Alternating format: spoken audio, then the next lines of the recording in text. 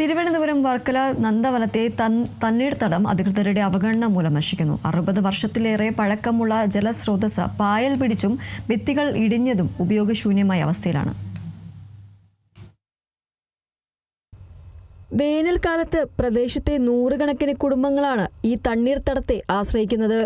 Water അതോറിറ്റിയുടെ pipe വെള്ളം മുടങ്ങുന്ന സാഹചര്യങ്ങളിൽ നാട്ടുകാർ കുടിക്കാനും കുളിക്കാനുമുള്ള വെള്ളത്തിനായി ആശ്രയിക്കുന്നത് ഈ കുളത്തെയാണ്.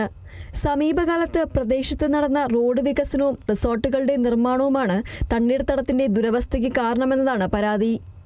5 ദിവസമായി ഇന്നേക്ക് വെള്ളം വന്നിട്ട്, നഗരസഭാ പ്രദേശങ്ങളിൽ വെള്ളം വന്നിട്ട് 5 ദിവസമായി ഇന്നേക്ക്. ആ ഒരു അവസ്ഥയിൽ ഏറ്റവും കൂടുതൽ ആൾക്കാർക്ക് ഉപകാരപ്പെടുന്ന ഒരു സ്ഥലമാണത്. അതുപോലും ഇവിടെയുള്ള ആൾക്കാർക്ക് ഉപയോഗപ്പെടുത്താൻ പറ്റാത്തൊരു സ്ഥിതിയായി എത്തി നിൽക്കുകയാണ്. കാരണം ഇതിനകത്ത് പോണ പല ഓടകളും റിസോർട്ട് നിർമ്മാണത്തിൻ്റെ പേരിൽ അടയ്ക്കപ്പെട്ടിരിക്കുകയാണ്. അത് കാരണമാണ് ഇതിനുള്ള വെള്ളത്തിൻ്റെ ഒഴുക്ക് തടഞ്ഞിരിക്കുന്നത്. അത് കാരണമാണ് വെള്ളം തിരിച്ചിറങ്ങിയാണ് ഈ കുളത്തിന് ഈ അവസ്ഥ എത്തിക്കൊണ്ടിരിക്കുന്നത്. നിർമ്മാണ പ്രവർത്തനങ്ങളെ തുടർന്ന് കുളത്തിലെ മലിനജലം ഒഴുകിപ്പോകേണ്ട ഓടകൾ പൂർണ്ണമായും അടഞ്ഞുപോയി. ഇതോടെ സോപ്പ് വെള്ളം ഉൾപ്പെടെയുള്ള മാലിന്യങ്ങൾ കുളത്തിനരികിൽ തന്നെ കെട്ടിക്കിടന്ന് ദുർഗന്ധം വമിക്കുന്ന സാഹചര്യമാണുള്ളത്. കുളം നവീകരിക്കണമെന്നും മാലിന്യ പ്രശ്നത്തിന് പരിഹാരം കാണണമെന്നും ആവശ്യപ്പെട്ട് പലതവണ നഗരസഭാധികൃതരെ സമീപിച്ചെങ്കിലും യാതൊരു നടപടിയും ഉണ്ടായില്ല എന്നതാണ് നാട്ടുകാരുടെ പരാതി.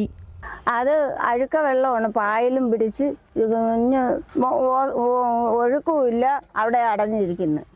എത്ര കാലം കൊണ്ട് 1 വർഷം ആവാൻ പോകുന്നു. എല്ലായിടത്തും പറഞ്ഞു. അവർ പറയുന്നത് ഈ കുളവും അതും കൂടെ അവർ വൃത്തിയാക്കി തരാമെന്നാണ് പറയണത്. കാലപ്പഴക്കം ചെന്ന ഭിത്തികളും ഇടിഞ്ഞു വീടാറായ നിലയിലാണ്.